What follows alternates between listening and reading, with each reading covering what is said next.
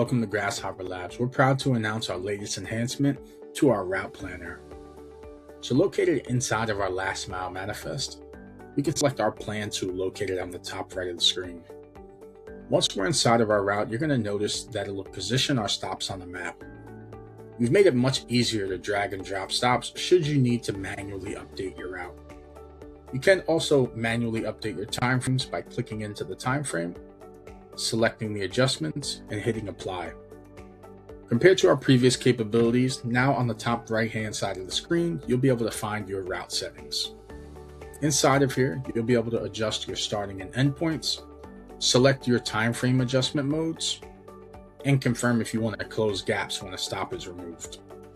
Inside of your time settings, you can confirm your truck departure time, your first delivery window, and now you can adjust your service time based on service level. If we would like Grasshopper to route our truck, located on the top left, we can select our Optimize tool. Not only will it route our truck, but it'll also time it with one click of a button. Should we want to reverse our route, we can select the Reverse Route button located next to our Calculate tool, and it'll reverse our route, providing us with updated timeframes. And if you notice below, you now have this time scale. You can select specific stops and manually adjust the timeframes as well. And if we're comfortable with the route that we've created, on the top left-hand side, next to our manifest ID, we have a drop-down that will give us a summary of our route for caps and considerations, expected times and distances, and then our estimated service time, drive time, total route time, and distance.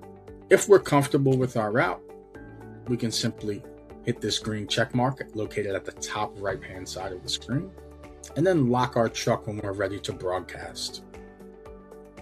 Here we'll click in the broadcast and broadcast our timeframes to our consignees. We'll select the contact method and then broadcast.